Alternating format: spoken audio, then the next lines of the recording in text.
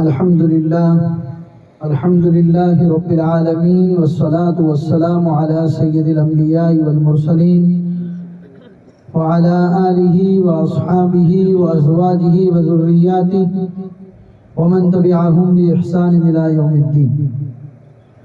أعوذ بالله من الشيطان الرجيم. بسم الله الرحمن الرحيم. ألم يأن للذين آمنوا أن تخشع قلوبهم لذكر الله. وقال النبي صلى الله عليه وسلم خيركم من تعلم القرآن وعلمه. صدق الله العظيم وصدق رسوله النبي الكريم ونحن على ذلك لمن الشاهدين والشاكرين والحمد لله رب العالمين. میرے محترم دینی بھائیو، سب سے پہلے تو میں اپنے لیے یہ سعادت کی چیز سمجھتا ہوں کہ اللہ تعالیٰ نے اس عظیم الشان پروگرام میں مجھے پہنچایا اور ان معصوم بچوں اور بچیوں کے منہ سے قرآن، نظم، نعت، تقریر، مکالمے مختلف شکلوں میں سننے کی اللہ نے توفیق عطا فرمائی. جس طریقے سے بچوں نے یہ پروگرام پیش کیا، اصل تو یہی جلسے کی جان ہے. بیان کوئی مقصود نہیں. ہم لوگ مختلف بیانات سنتے رہتے ہیں. ہر جمعہ کے دن مسجدوں میں مختلف بیانات ہوتے ہیں. سال میں ایک مرتبہ مدرسے کے ان بچوں اور بچیوں نے جو پروگرام پیش کیا ہے، اتنے بڑے مجمع کے سامنے کھڑے ہو کر قرآن کی کسی آیت پر یا کسی مضمون پر بہترین انداز میں اپنی تقریر کو پیش کرنا، اپنی معافی زمین کو ادا کرنا، سنتیں اور دعائیں جو ان کو یاد ہیں اتنے بڑے مجمع کے سامنے پیش کرنا، یہی اپنے اندر سب سے بڑی کامیابی ہے. یہ جلسے کی سب سے بڑی کامیابی ہے. جلسے کی سب سے بڑی کڑی یہی بچوں کا پروگرام ہے. ہم سب مل کے ان بچوں کے لیے دعا کرتے ہیں کہ اللہ تعالیٰ ان کو مستقبل میں قوم کا رہنما بنائے، انہیں دین کا داعی اور دین کا سپاہی بنائے. اور اس سے بھی زیادہ مبارکبادی اور شکریہ کے مستحق ہیں ان کے اساتذہ کرام، ان کے وہ اساتذہ جنہوں نے چھوٹے اور معصوم بچوں کے ذہن و دماغ میں کہ اس بات کو مجمع کے سامنے کس انداز سے پیش کرنا ہے، یہ بات بچوں کے ذہن میں بٹھائی. آپ دیکھ رہے ہیں چھوٹی چھوٹی معصوم بچیاں والدین کے حقوق پر، قرآن کی عظمت پر، ماں باپ کے حقوق کے اوپر تقریر کر رہی ہیں، اور ان کو پتہ ہے کہ ہم کون سا جملہ بول رہے ہیں، کس بات پہ زور دینا ہے، کس بات کو ہلکے انداز میں بولنا ہے. یہ واقعتاً ان کے اساتذہ کی محنت کا ثمرہ ہے. ہم سب مل کے ان کے اساتذہ کے لیے دعا کرتے ہیں کہ اللہ تعالیٰ ان کو اس کا بدلہ دارین میں عطا فرمائے. علامہ اقبال کا ایک شعر ہے، اس میں کچھ تبدیلی کے ساتھ میں ہمارے ان آشیانہ کے مدرسے کے ان اساتذہ کے لیے کہوں گا کہ وہ آشیانہ میں سرمایہ ملت کے نگہبان، یہ تمام اساتذہ اس آشیانہ میں سرمایہ ملت کے نگہبان، اللہ نے بر وقت کیا جس کو خبردار. اللہ نے ان کے ذہن و دماغ میں یہ بات ڈالی، اتنی بڑی بستی کی دین کی فکر کرنے کے لیے جس چیز کی ضرورت ہے وہ یہ ہے کہ ان بچوں کے نونہالوں میں، ان کے چھوٹے چھوٹے ذہن و دماغ میں قرآن اور حدیث کی بات کو ڈالا جائے. اور قرآن اور حدیث کی بات ان کے ذہن و دماغ میں ڈالنے کے لیے سب سے بڑی چیز ہے وہ ان کا مکتب ہے، ان کا مدرسہ. کیونکہ میرے بھائیوں، آخرت کے اندر یہی چیزیں کام آنے والی ہیں. قرآن کریم میں اللہ تبارک و تعالیٰ ارشاد فرماتے ہیں سورہ فاطر میں کہ کل قیامت کا جب منظر ہوگا، حساب کتاب کا معاملہ ہوگا اور برے لوگوں کو برا انجام سب سامنے دکھے گا، اس کا منظر اللہ نے فرمایا ہے وَهُمْ يَسْتَرِخُونَ فِيهَا رَبَّنَا أَخْرِجْنَا نَعْمَلْ صَالِحًا غَيْرَ كُنَّا نَعْمَلْ، کہ وہ لوگ کل قیامت کے دن چیخیں گے، چلائیں گے اور اللہ سے کہیں گے اے اللہ ایک مہلت اور دے دیجئے، ہم کو دوبارہ دنیا میں بھیج دیجئے تاکہ ہم نیک اعمال کر کے آئیں۔ پچھلی زندگی میں تو ہم نے کچھ نہیں کیا، اب ایک موقع دے دیجئے۔ اللہ فرمائیں گے اولم نعمرکم ما یتذکر فیہ من تذکر وجاءکم النذیر، کیا ہم نے تم کو عمر نہیں دی تھی، زندگی نہیں دی تھی؟ اور اس زندگی کو صراط مستقیم پر چلانے کے لیے انبیاء اور انبیاء کے وارثوں کا سلسلہ نہیں چلایا تھا؟ یہ علماء، یہ جماعت والے، یہ ذمہ دار، یہ جانکار لوگ تمہیں آ کر بتاتے تھے کہ یہ صراط مستقیم ہے، اس پر چلو گے تو منزل مقصود تک پہنچو گے، اس راستے کو چھوڑ کر دوسرے راستے کو اپناؤ گے تو تم گمراہ ہو جاؤ گے۔ وجاءکم النذیر، تمہارے پاس ڈرانے والے آئے تھے، اس وقت تو تم نے کچھ عمل نہیں کیا۔ فما للظالمین من نصیر، یاد رکھو تم نے دنیاوی زندگی میں اپنے آپ پر ظلم کیا ہے، اور آج ہماری اس عدالت میں ایسے ظالمین کا کوئی مددگار نہیں۔ یہ اللہ ایسے لوگوں کے بارے میں فرمائے۔ پہلی آیت میں نے جو آپ کے سامنے پڑھی، جس میں اللہ ارشاد فرماتے ہیں الم یأن للذین آمنوا ان تخشع قلوبہم لذکر اللہ، کیا ایمان والوں کے لیے ابھی بھی وہ وقت نہیں آیا کہ وہ اللہ کا نام سن کر یا اللہ کا ذکر سن کر وہ ڈرنا شروع کر دے اور اپنی زندگی کے اندر تبدیلی پیدا کر دے؟ اسی طریقے سے ایک اور آیت میں اللہ فرماتے ہیں یہ دنیاوی زندگی کا جو ساز و سامان ہے، کسی کو مالدار بنایا، کسی کو غریب بنایا، کسی کو دنیا کی بہت ساری نعمتیں عطا فرمائی، کسی کو نعمت کا محتاج بنا دیا۔ یاد رکھو کلا نمد ہؤلاء وہؤلاء من عطاء ربک، اللہ فرماتے ہیں ہم ان کو بھی نعمت دیتے ہیں، ان کو بھی نعمت دیتے ہیں۔ وما کان عطاء ربک محظورا، آپ کے رب کی عطا سے کوئی محروم نہیں ہوتا۔ اللہ بہتر جانتے ہیں کس کو کتنا دینا ہے، اللہ بہتر جانتے ہیں کس کو کتنا دینا ہے۔ روایتوں میں آتا ہے، اللہ فرماتے ہیں، حدیث قدسی ہے کہ بعض مرتبہ اللہ جانتے ہیں کہ اس آدمی کو مجھے غریب بنانا ہے، اگر میں اس کو مالدار بناؤں گا تو یہ اپنے ایمان کا سودا کر دے گا۔ اللہ جانتے ہیں کہ مجھے اس آدمی کو مالدار بنانا ہے، اگر میں اس کو غریب بناؤں گا تو اس کی غریبی اس کو کفر تک لے جائے گی، اس لیے ہم جانتے ہیں کہ کس کو دینا ہے۔ آگے اللہ فرماتے ہیں کنظر کیف فضلنا بعضهم علی بعض، دیکھیے کہ ہم نے بعض کو بعض پر کیسے فضیلت عطا فرمائی۔ والآخرۃ اکبر درجات واکبر تفضیلا، آخرت کی زندگی ہی اصل زندگی ہے، یہاں جو کما کر لے جائیں گے کل قیامت کے دن وہی جمع ہو کر ہمارے سامنے آئے۔ لہٰذا میرے بھائی، ہمیں اپنی دنیاوی زندگی کو سنوارنا ہے۔ سنوارنے کے لیے کیا کام کرنے ہیں؟ جو دین اللہ اور اس کے نبی محمد رسول اللہ صلی اللہ علیہ وسلم کا لایا ہوا دین ہے، اس دین کے مطابق ہم اپنی زندگی کو گزاریں، ہماری نمازوں کو درست کریں، رمضان المبارک کے اندر ہمارے روزے درست ہو، مالدار بنایا ہے تو ہماری زکاتیں درست ہو، صاحب نصاب بنایا ہے تو وقت پر ہم حج کو ادا کریں، اور ہمارا توحید مضبوط ہو۔ میرے بھائیوں، یہ آنکھیں بند ہوگی تب پتا چلے گا کہ توحید کی حیثیت کیا ہے۔ توحید ہی ہے لا الہ الا اللہ محمد الرسول اللہ۔ یہ مدرسے، یہ مکاتب، یہ جو چھوٹے چھوٹے معصوم بچے جو ہمارے پاس الف با تا سا جو مدرسے میں آ کر پڑھتے ہیں، اور ان کے اساتذہ ان کو چھوٹی موٹی دعائیں یاد کراتے ہیں، خاص طور پر ان کو جو ایمان مفصل یاد کرایا جاتا ہے، آمنت باللہ وملائکتہ وکتبہ ورسلہ والیوم الآخر والقدر خیرہ وشرہ من اللہ تعالی والبعث بعد الموت۔ یہی تو اصل زندگی کا مقصد ہے کہ میں ایمان لایا اللہ پر، میں ایمان لایا اس کے رسول پر، میں ایمان لایا اللہ کی تمام کتابوں پر، میں ایمان لایا اللہ کے بھیجے ہوئے تمام فرشتوں اور اس کے نبیوں کے اوپر، اور سب سے بڑا امپورٹنٹ پوائنٹ جو ہے والقدر خیرہ وشرہ، میں ایمان لایا جو اللہ نے میرے لیے تقدیر لکھی ہے، چاہے میرے حق میں وہ تقدیر خیر کی ہو یا شر کی ہو، مجھ سے زیادہ میرا اللہ جانتا ہے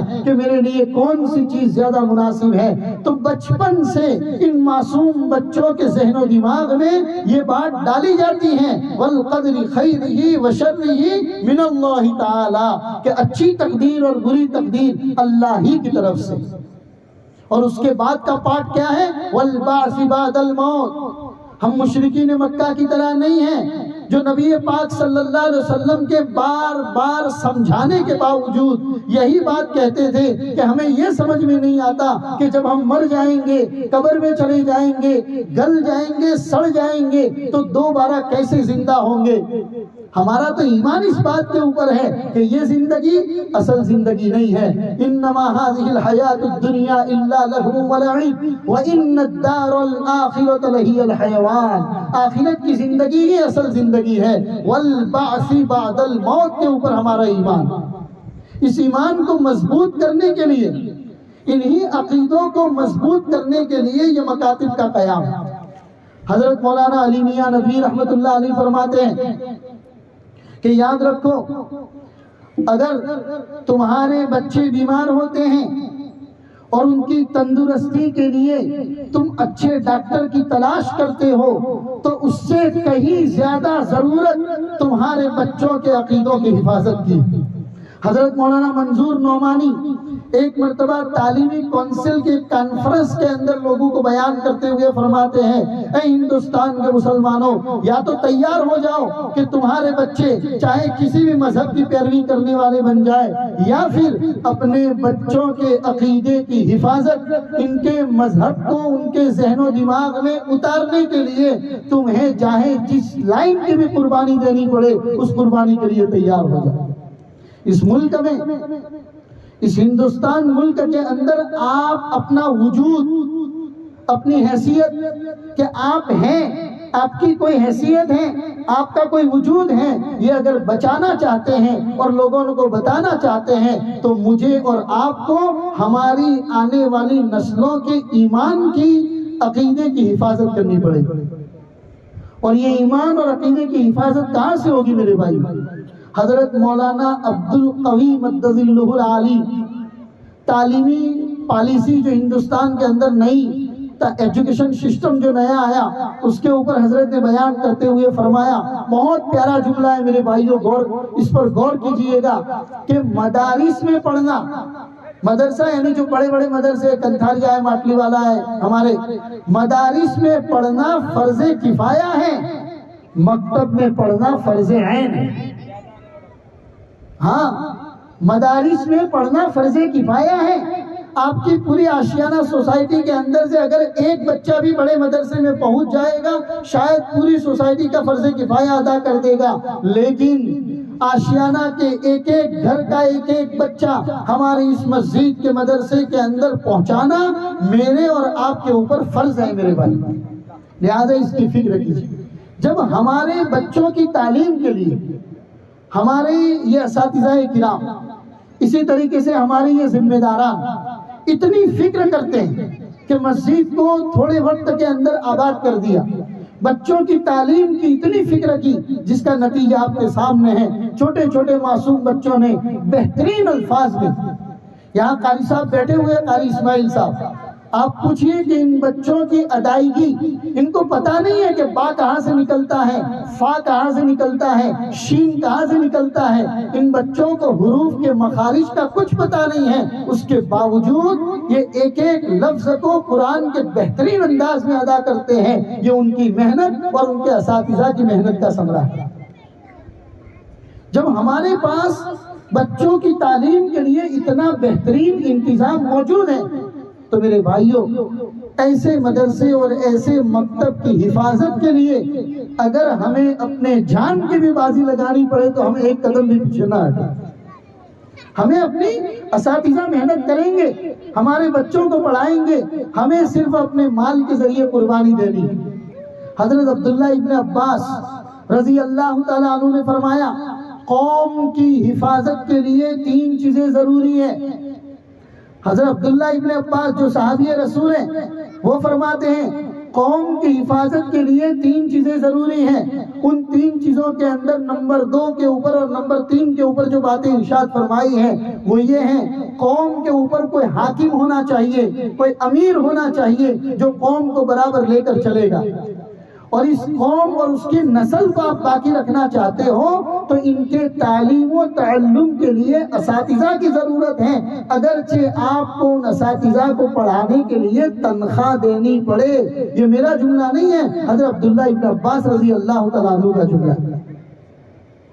اللہ کے رسول کے زمانے میں اللہ کے رسول صحابہ کے بیچ میں موجود ہے، صحابہ موجود ہے. جو ضرورت پڑتی تھی صحابہ اللہ کے رسول کے پاس چلے جاتے تھے، اللہ کے رسول دین کی تعلیم دے دیتے تھے. لیکن آنے والی نسل کی تعلیم کی کیا فکر کی جائے؟ تو آپ کو میں سناؤں، جنگ بدر اسلام کی پہلی جنگ ہے. مشرکین مکہ نے اللہ کے رسول اور صحابہ کو بہت ستایا ہے، اتنا ستایا کہ اللہ کے رسول کو مکہ سے نکلنے کے اوپر مجبور کر دیا. اتنا ستانے کے بعد جب اسلام کی پہلی جنگ بدر ہوئی اور وہی ستانے والے لوگ قیدی بنا کر رسول اکرم صلی اللہ علیہ وسلم کے سامنے لائے گئے، اور جب ان کو چھڑانے کی بات آئی تو اللہ کے رسول نے بہت سارے آپشن دیے تھے. ان میں سے یہ بھی فرمایا تھا اگر کسی کے پاس روپیہ پیسہ نہیں ہے تو وہ ہمارے مدینہ کے بچوں کو پڑھائے، ایک آدمی 10 بچوں کو پڑھائے گا، اس کے بدلے میں ہم اس کو آزاد کر دیں گے. تعلیم کی اہمیت کتنی ہے میں آپ کو بتانا چاہتا ہوں. حالانکہ سامنے کون ہے؟ وہ لوگ ہیں جنہوں نے 13 سال تک محمد رسول اللہ اور آپ کے صحابہ کو ستایا، لیکن جب آزاد کرنے کی بات آئی تو حضور ارشاد فرما رہے ہیں تم میں سے جو بھی پڑھا لکھا ہے اور اپنے آپ کو آزاد کرانا چاہتا ہے ہمارے مدینہ کے انصار کے 10 بچوں کو پڑھائے، اس کے بدلے میں ہم اس کو آزاد کر دیں. سیدنا عمر فاروق رضی اللہ تعالیٰ عنہ نے اپنے زمانے میں نونہال اور ان معصوم بچوں کی تعلیم کے لیے مستقل مکاتب کا قیام کیا. یہ مکاتب کا قیام آج کل کا نہیں ہے، یہ حضرت عمر فاروق رضی اللہ تعالیٰ عنہ کے زمانے کا ہے. ہم اپنے ہندوستان کی بات کریں، ہمارے ملک ہندوستان میں جب انگریز کا تسلط ہوا اور انگریز نے تقریباً 200 سال تک اس ملک کے اوپر حکومت کی اور سونے کا چڑیا کہا جانے والا اس ملک کو بالکل کھوکھلا کر دیا، اس وقت جو اس ملک کو آزاد کرانے کی فکر میں تھے وہ اس ملک کی آزاد کرانے کی فکر تو کر رہے ہیں، لیکن اللہ جزائے خیر عطا فرمائے اس وقت کے علماء کرام کو جنہوں نے اس ملک میں باقی رہنے والے مسلمانوں کے دین کی فکر کی کہ انگریز جو تہذیب جو کلچر اس ملک میں لے کر آیا ہے، اگر وہی کلچر لارڈ میکالے کا لایا ہوا کلچر اگر اس ملک کے بچوں کو پڑھایا جائے گا تو آئندہ نسل دین سے دور ہو جائے گی، ارتداد کا شکار ہو جائے گی. ایک نسل ایسی آئے گی کہ ان کی زبان پر لا الہ الا اللہ اور محمد رسول اللہ کا جملہ سننے کو نہیں ملے گی. چنانچہ علماء نے فکر کی. میں آپ کو بات بتاؤں 1920 کی یعنی 1920 کی، جب شیخ الہند رحمت اللہ علیہ مالٹا کی جیل سے آزاد ہوئے اور بمبئی کے دریا کے اوپر جب آپ کا استقبال کرنے کے لیے ہندوستان کے بڑے بڑے علماء وہاں پر پہنچے، جس میں خود مہاتما گاندھی بھی پہنچے تھے. مہاتما کا لقب وہاں پر شیخ الہند نے ان کو دیا تھا. بڑے بڑے علماء پہنچے ہیں اور وہاں سے شیخ الہند کو اٹھا کر حضرت حکیم اجمل خان کے گھر پہ لائے. شیخ الہند مالٹا کی جیل سے آئے تھے. میں آپ کو بتا دوں کہ مالٹا کی جیل کیا تھی، اس زمانے کے سب سے بڑے جو وی آئی پی کرمنل ہوتے تھے ان کی وہ جیل سمجھی جاتی. دنیا کے بڑے بڑے وی آئی پی جنہوں نے کوئی گناہ کیا ہو تو ان کو اٹھا کر مالٹا کی جیل کے اندر ڈال دیا جاتا تھا. شیخ الہند ایسے بڑے بڑے لوگوں میں رہ کر آئے تھے.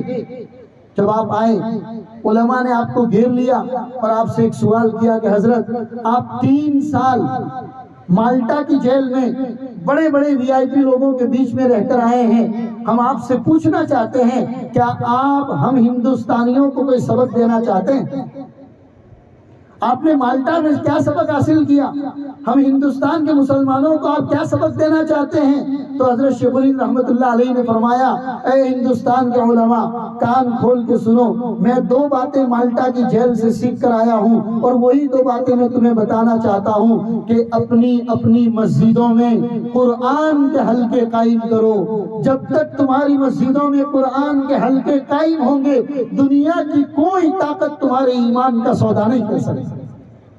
سب سے بڑی بات، اپنی مسجدوں میں قرآن کے حلقے قائم کرو۔ اور دوسری اہم اور ضروری بات یہ ہے، گلی گلی، گاؤں گاؤں، محلہ محلہ، اگر تمہیں بچوں کی تعلیم کے لیے مکتب کھولنا پڑے، اس کے لیے 1 وقت کا کھانا کھانا پڑے اور 1 وقت کی روٹی تمہیں چھوڑنی پڑے، چھوڑ دو، لیکن اپنے محلوں میں، اپنے گاؤں میں، اپنی گلیوں میں بچوں کی اور نونہالوں کی تعلیم کے لیے مکاتب کی کثرت کرو۔ لہذا میرے بھائیوں، آج کا ہمارا یہ جلسہ اسی بات کا پیغام دینے کے لیے اور میسیج دینے کے لیے ہمارے پاس آیا ہے کہ ہمارے اس آشیانہ مسجد اور اس علاقے کے اندر مسجد تو الحمدللہ آباد ہو گئی، گرچہ اس کا بھی ادھورا کام ہے۔ رمضان المبارک میں یہاں پر تفسیر کے لیے آتا تھا، میں نے دیکھا تب سے سولار کے کام کے لیے رقم کا چندہ کیا جا رہا ہے، ابھی بھی ہم نے سولار کی رقم پوری نہیں کی۔ اتنا بڑا مجمع اگر دل کے اوپر ٹھان لے تو الحمدللہ کل صبح ہی ہماری مسجد کے اوپر سولار لگ سکتا ہے۔ اتنے بڑے مجمع کو دل پہ لینے کی ضرورت ہے، اللہ یہ فکر ہم سب کو عطا فرمائے۔ دوسری اہم اور ضروری فکر، اگر آپ اپنے مکاتب کو مضبوط کرنا چاہتے ہیں تو آپ کو چند چیزوں کی طرف توجہ دینی پڑے گی۔ سب سے پہلے کہ مدرسے کی عمدہ تعلیم کے لیے چند ضروری باتیں۔ عمدہ تعلیم کے لیے سب سے پہلے بہترین اساتذہ کی ضرورت، جو مشاق اساتذہ ہو، جو آپ کے بچوں کو اپنی روح نکال کر، اپنی جان نکال کر دے دے اور بچوں کو تمام عقائد اور ایمان کی موٹی موٹی باتیں ان کے ذہنوں میں پیوستہ کرے۔ ہمارے پاس الحمدللہ ایسے اساتذہ میسر ہیں جو پورا صبح سے لے کر شام تک بچوں کو اپنا وقت دیتے ہیں اور دینی تعلیم سکھاتے ہیں۔ ہم ان اساتذہ کے لیے کیا کرتے ہیں؟ ابھی میں وضو کرنے کے لیے گیا، مولانا اعلان کر رہے تھے کہ اتنے سارے بچے جو مدرسے میں پڑھتے ہیں اور ان کی جو فیس آتی ہے 50 روپے کی شکل میں، 1 مہینے کے اخیر میں تقریباً وہ 2500 یا 2000 کے قریب جمع ہوتا ہے، جو ایک استاذ کی بھی تنخواہ نہیں ہے۔ میرے بھائی، آپ اپنے ضمیر پر ہاتھ رکھیے، سینے پر ہاتھ رکھیے۔ جب آپ کا بیٹا 10ویں میں یا 12ویں میں ٹاپ کرتا ہے اور آپ اس کو نیٹ کی تیاری کروانا چاہتے ہیں یا اسکول کی تعلیم دلانا چاہتے ہیں تو آپ اس کے لیے بہترین کوچنگ کا انتظام کرتے ہیں۔ آپ چاہتے ہیں کہ بھروچ شہر میں بہترین سے بہترین کوئی ٹیوشن کلاسز ہو، پیسوں کی کوئی پرواہ نہیں ہے، میرا بچہ بہترین نیٹ کی تیاری کرے یا فلا ایجوکیشن کی تیاری کرے۔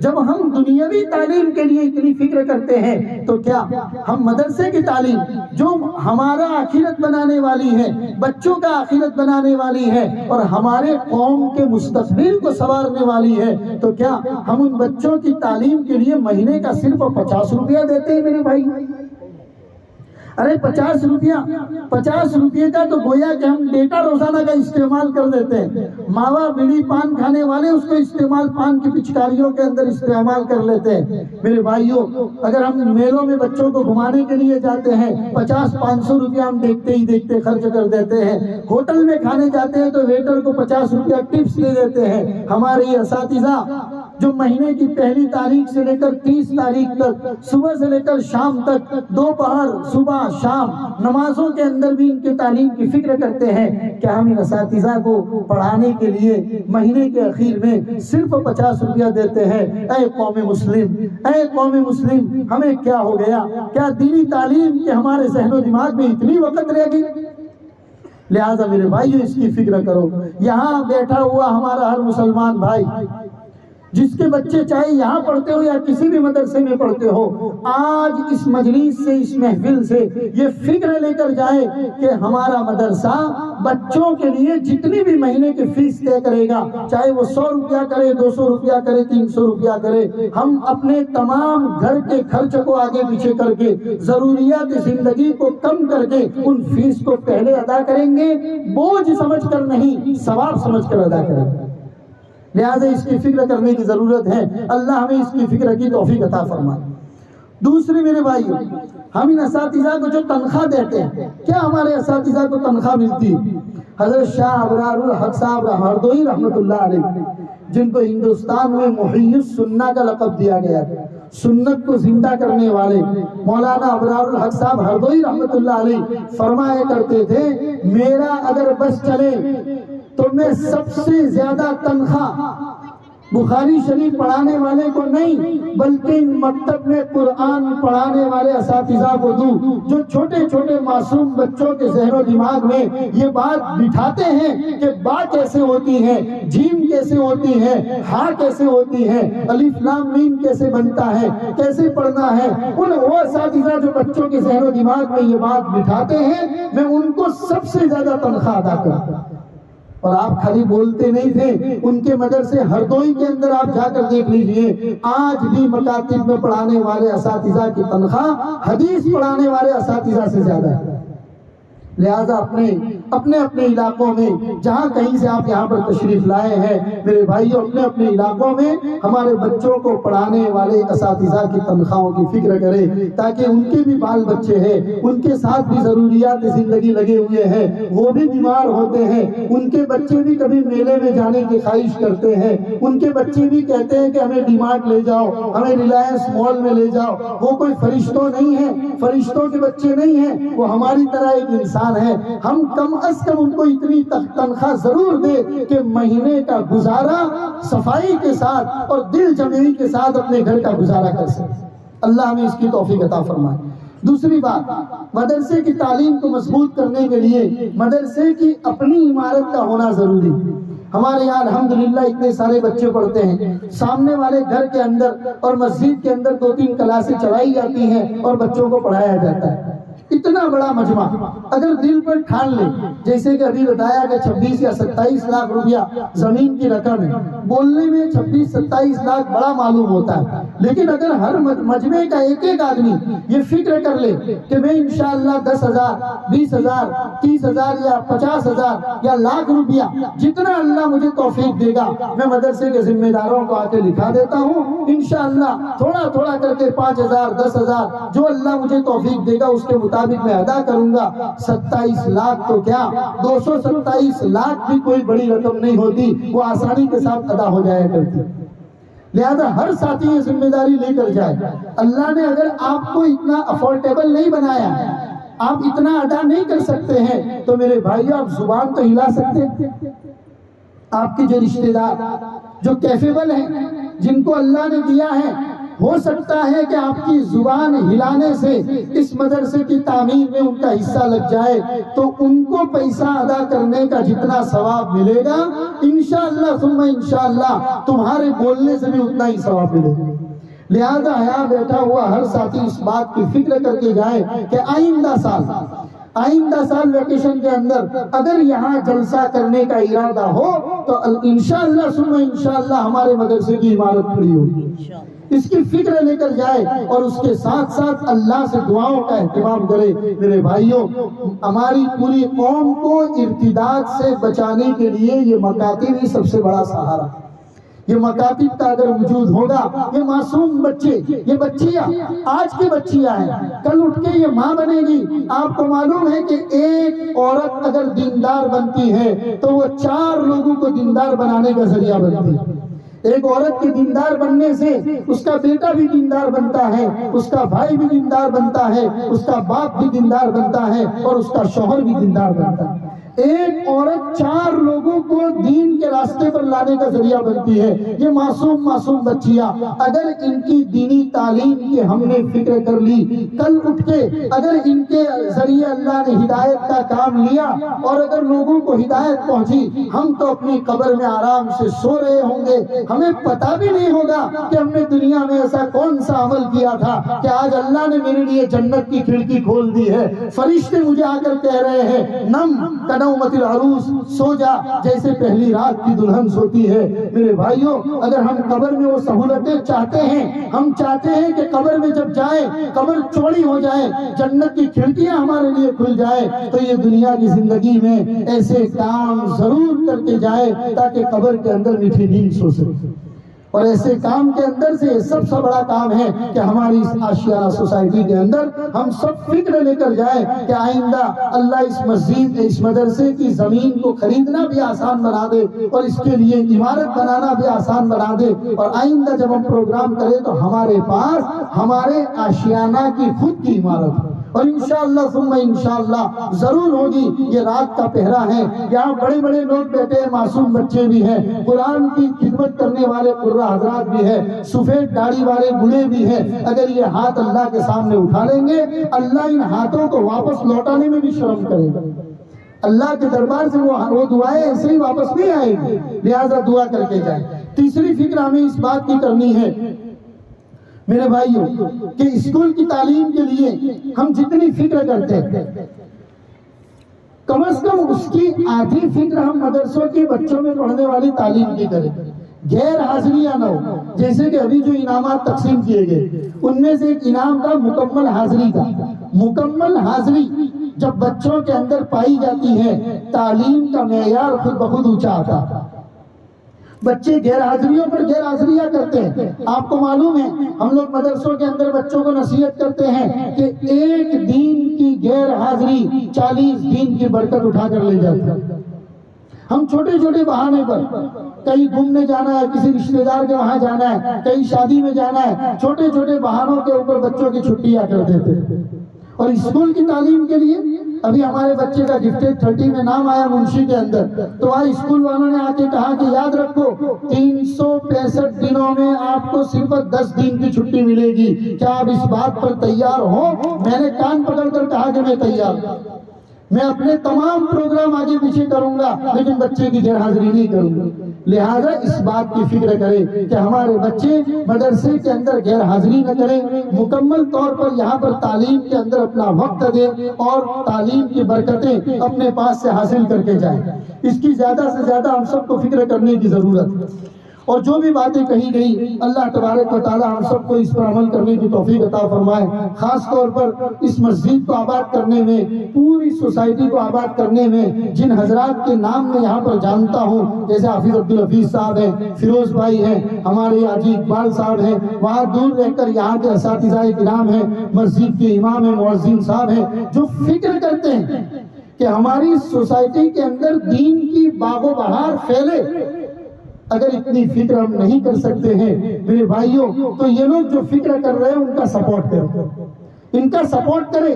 جس لائن سے ان کو سپورٹ کی ضرورت پڑے اس لائن سے ہم ان کو سپورٹ کریں، تب جا کے ہمارے مدرسے کی تعلیم کا معیار اونچا ہوگا اور آشیانہ کی پوری سوسائٹی کے اندر دین کی باغ و بہار پھیلے گی۔ ہمارے امام جو ہم کو 5 وقت نماز پڑھاتے ہیں، ہم امام کی کتنی قدر کرتے ہیں۔ مؤذن جو 5 وقت اذان دیتا ہے، مؤذن جو 5 وقت اذان دیتا ہے اس کی کتنی عزت کرتے ہیں۔ آج ہمارے پاس مسجد میں آنے کا ٹائم نہیں ہے۔ ایک لطیفہ آپ کو سناتا ہوں۔ ایک مؤذن صاحب نے مسجد میں اذان دی، کوئی مصلی نماز پڑھنے کے لیے نہیں آیا، تو مسجد میں ایک بوڑھے میاں تھے، انہوں نے مؤذن صاحب کو کہا کہ مؤذن صاحب دوسری مرتبہ اذان دو۔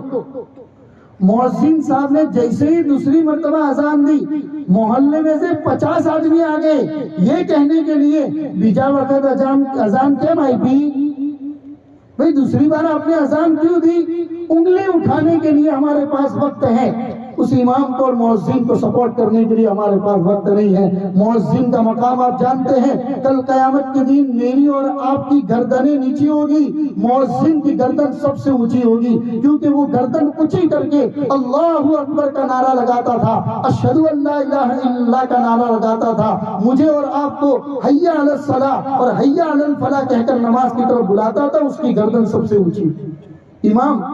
امام جو ہم کو 5 وقت کی نماز پڑھاتا ہے، امام نے اگر تھوڑی لمبی قرائت کر دی ہم بولنے کے لیے تیار، ہم لیٹ آئے ہم کو رکعت نہیں ملی، امام صاحب تو وہ نانی نماز پڑھا ویسے، امام کے اوپر انگلی کرنے کو تیار ہیں، یہ نہیں کہتے ہیں کہ میں لیٹ آیا یہاں پر۔ لہٰذا میرے بھائی یہ سب چیزیں نہیں ہونی چاہیے۔ بغداد کے ایک بادشاہ کا قصہ لکھا ہے۔ بغداد کا ایک بادشاہ ایک مسجد کے پاس سے گزر رہا تھا، اس نے کہیں اور نماز پڑھی ہوگی، فجر کی نماز میں امام صاحب نماز پڑھا رہے ہیں، بغداد کا وہ بادشاہ وہاں سے گزر رہا ہے۔ امام صاحب نے نماز میں 2 غلطیاں کی۔ بادشاہ نے صبح اپنے وزیر کو بھیج کر امام صاحب کو بلایا اور امام صاحب کو بلا کر پوچھا کہ آپ کو پریشانی کیا ہے؟ میں روزانہ دیکھتا ہوں کہ آپ نماز میں غلطیاں نہیں کرتے، آج آپ نے نماز میں غلطیاں کی، آپ کو کیا پریشانی ہے؟ اس زمانے کے یہ بادشاہ ہوتے تھے کہ جو جانتے تھے کہ امام کو کوئی ٹینشن ہے جس کی وجہ سے وہ مصلی کے اوپر کھڑے ہو کر غلطی کرتا ہے، اور ہمارا حال یہ ہے کہ ہم امام کے اوپر انگلیاں کرنے میں، دامن کھینچنے میں، بھلی بری باتیں بولنے کے اندر ہی باز نہیں آتے۔ میرے بھائیوں، ہم نے میٹھی باتیں تو سن لی، کڑوی باتیں بھی ہمارے اندر اتنی ساری ہیں، شاید وہی وجہ ہے کہ آج ہم جگہ جگہ کے اوپر ظلم و ستم کا شکار۔ مسجد کے اندر ابھی ہم بیٹھے تھے، ہمارے حاجی اقبال صاحب نے مجھے مسجد میں بتایا کہ مولانا ہم لوگ ایمان سے کتنے دور ہو گئے، ہم لوگ ایمان سے کتنے دور ہو گئے، اپنے آپ کو سفید کپڑوں کے اندر رہ کر کرسی کے اوپر بیٹھ کر بیان کرتے ہیں کہ یہ تو بڑے مول صاحب بیان کر رہے ہیں، لیکن ان کی پرائیویٹ لائف کیسی ہے، نجی لائف کیسی ہے، میرا تعلق میرے اللہ سے مضبوط ہے کہ نہیں ہے؟ ہماری دین کی فکر ایسی نہیں رہی جس کی وجہ سے دنیا میں مسلمان مارا مارا پھر رہا ہے۔ علامہ اقبال نے کہا ہے، فضائے بدر پیدا کر، فرشتے تیری نصرت کو اتر سکتے ہیں گردوں سے، قطار اندر قطار ابئی، تو بدر جیسا ماحول پیدا کر، آج بھی اللہ تیری مدد کے لیے فرشتے اتار سکتا ہے۔ ہمارا حال کیا ہے؟ ہم تماشے دیکھتے ہیں خالی، جس کو علامہ اقبال نے کہا، اے موج حوادث ان کو بھی 2-4 تھپیڑے ہلکے سے، کچھ لوگ ابھی تک ساحل سے طوفان کا نظارہ کرتے ہیں، ہم لوگ صرف طوفان کا نظارہ کرتے ہیں، اس طوفان کو بدلنے کی، انقلاب پیدا کرنے کی، ایمان کو مضبوط کرنے کی، اللہ کے ساتھ اپنے تعلق کو مضبوط کرنے کی فکر ہم لوگ نہیں کرتے، صرف چرچائیں کرتے ہیں، صرف باتیں کرتے ہیں۔ اسی وجہ سے اللہ تبارک و تعالیٰ نے ہمیں کار مسلط کے اندر ڈال دیا۔ اسلام کی تعریف کو آپ اٹھا کر دیکھ لیجئے، محمد رسول اللہ صلی اللہ علیہ وسلم کے زمانے سے لے کر ہمارے اس زمانے تک 1445 سال کا ایک لمبا زمانہ ہے، پوری تاریخ مسلمانوں کی لکھی ہوئی ہے۔ اگر آپ پڑھیں گے تو پتا چلے گا، جب جب مسلمان قرآن کے ساتھ اپنے تعلق کو مضبوط کیا، اللہ نے اس کو عزت کے میناروں کے اوپر بٹھا کر رکھا، اور جب جب مسلمان نے قرآن اور محمد رسول اللہ کی تعلیم سے اپنے آپ کو دور کیا، اللہ نے اس کو اٹھا کر ذلت کے گھڑے کے اندر ڈال دیا۔ اللہ فرماتے ہیں، مجھے تمہارے رونے سے کوئی پرواہ نہیں ہے، مجھے اس بات کی پرواہ ضرور ہے کہ میرے محمد کا پھیلایا ہوا دین نہ بگڑے۔ اللہ کا تو یہ نظام ہے، اگر تم روگردانی کرو گے اللہ تمہیں ہٹا دے گا، تمہاری جگہ کوئی دوسری قوم لے آئے۔ اسی ہندوستان کے اندر 1150 سال تک مسلمانوں نے حکومت کی ہے۔ اسپین جس کو اندلس کہتے ہیں، اندلس اور اسپین کے اندر 850 سال تک مسلمانوں نے حکومت کی، اور ایسی زبردست حکومت جو ٹیکنالوجی کا زمانہ نہیں تھا، اس زمانے میں بھی دنیا کو لیبارٹی کا سبجیکٹ، یہ لیبارٹی، پیشاب کی لیبارٹی، خون کی لیبارٹی، پانی کی لیبارٹی، یہ جو لیبارٹی کا تھوڑ اور سبجیکٹ ہے، یہ دنیا کو دینے والے سب سے پہلے اسپین کے مسلمان۔ اس سے پہلے دنیا جانتی نہیں تھی کہ لیبارٹی کیا ہوتی ہے۔ 800 سال تک اندلس کی مسجدوں پر اللہ اکبر کی صدائیں بلند ہوتی تھی، لیکن جب مسلمان بگڑا، اللہ اور اس کے رسول سے اپنے تعلق کو ختم کیا، اللہ تبارک و تعالیٰ نے اس کو اٹھا کر نیچے پھینک دیا۔ حضرت مولانا تقی عثمانی فرماتے ہیں، آج بھی جب میں اسپین جاتا ہوں اور اسپین کی گلیوں سے گزرتا ہوں، وہاں کی گرجا گھروں سے گھنٹوں کی آواز سنائی دیتی ہے تو یہ دل خون کے آنسو ہوتا ہے۔ اے اللہ، ایک وقت تھا اس مسجد کے میناروں کے اوپر سے اللہ اکبر کی صدائیں بلند ہوتی تھی، مسلمان تو کیا ہو گیا کہ آج اس میناروں کے اوپر سے گھنٹوں کی آواز سنائی دے۔ 1150 سال تک ہندوستان کے اندر مسلمانوں نے حکومت کی. گجرات کے اندر محمود بیگڑا 50 سال 52 سال تک حکومت کر کے گیا. اتنی زبردست حکومت کہ جس کی حکومت میں صرف 2 مرڈر ہوئے, اس سے علاوہ کسی کا قتل نہیں کیا گیا. ہر طرف برکتیں, ہر طرف رحمتیں, ہر طرف امن, شانتی اور محبت کا پیغام. 50 سال تک ایسی حکومت یہاں پر کر کے گئے. ایسی حکومتیں یہاں پر وہ بادشاہ کر کے گئے ہیں میرے بھائی. ایسا بادشاہ بھی ہندوستان کے اندر حکومت کر کے گیا ہے جس کی تہجد کی نماز کبھی فوت نہیں ہوئی, جس نے کبھی پوری زندگی کے اندر نامحرم کو نہیں دیکھا, جس کی کبھی عصر کی سنتیں فوت نہیں ہوئی, جس نے پوری زندگی میں کوئی نماز تکبیر اولیٰ کے بغیر نہیں پڑھی. ایسے بادشاہ 28 سال تک 28 سال تک اس ہندوستان کے اوپر حکومت کر کے گیا ہے بادشاہ التمش, جس نے اس ہندوستان کے اوپر حکومت کی. تو ایسے ہی مسلمانوں کی حکومت تھی. مسلمان قرآن سے قریب تھا, سنت رسول اللہ سے قریب تھا. جب مسلمان سلطنت مغلیہ آئی, مغلیہ سلطنت جب آئی تو انہوں نے عمارت بنانے کو اپنے مشہور کر دیا اور عیش و عیاشیوں کے اندر پڑ گئے. نوابوں کی حکومت ایسی آ گئی جو عیش و عیاشی کے اندر ہو گئی. اللہ تبارک و تعالیٰ فرماتے ہیں وَتِلْكَ الْأَيَّامُ نُدَاوِلُهَا بَيْنَ النَّاسِ, اتر جاؤ, اب اس ملک کو چلانے کے لیے تمہاری کوئی ضرورت نہیں ہے. اللہ نے اٹھا کر ایسا نیچے پھینکا, شاہ بہادر ظفر کو برما کی جیل کے اندر لے جایا گیا اور اپنے ملک کی 2 گز مٹی بھی اس کو دفن ہونے کے لیے نصیب نہیں تھی. لہذا میرے بھائی اپنے آپ کو قرآن سے قریب کرو, حدیث سے قریب کرو, مسجد کے ماحول سے قریب کرو, مدرسوں کے ماحول سے قریب کرو. اور خصوصی طور پر نئے نئے فتنے دنیا میں وجود میں آ رہے ہیں. لوگ ڈائریکٹ آپ کو یہ نہیں کہیں گے کہ چلو مندر میں جا کے گھنٹہ بجاتے ہیں یا کفریہ کام کرتے ہیں. وہ لوگ سلولی آہستہ آہستہ زہر کی شکل میں آپ کے ایمان کے اوپر حملہ کرنے کی کوشش کرتے ہیں. وہ کالجز میں, اسکولوں میں پڑھنے والے بچوں کے ساتھ ایمان کا سودا کرتے ہیں. یہ نونہال اور یہ معصوم بچے جب اسکولوں کے اندر جاتے ہیں تب ان کے دماغ کے ساتھ مائنڈ کا کھیل کھیلتے ہیں. اگر یہ بچے مکتب میں جائیں گے, آمنت باللہ ایمان مجمل اور ایمان مفصل پڑھ کے جائیں گے, تو چاہے دنیا کی کتنی بڑی یونیورسٹی کے اندر چلے جائے اور دنیا کا کتنا ہی بڑا پروفیسر ان کے ایمان کا سودا کرنے کی کوشش کرے گا, انشاءاللہ وہ اپنی جان دے دیں گے لیکن اپنی ایمان کا سودا نہیں کریں گے. لہذا اپنے نونہالوں کی دینی تعلیم کی فکر کرو. والدین جیسے فکر کرتے ہیں اپنے اولاد کی دینی تربیت.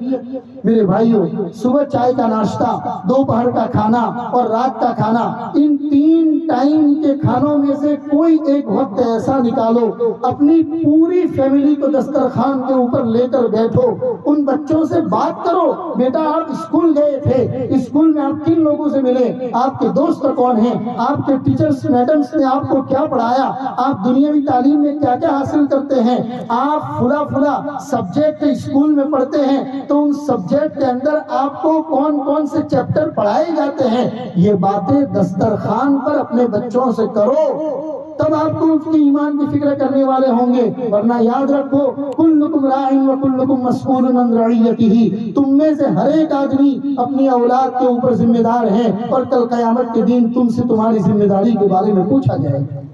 چھوٹ نہیں سکتے.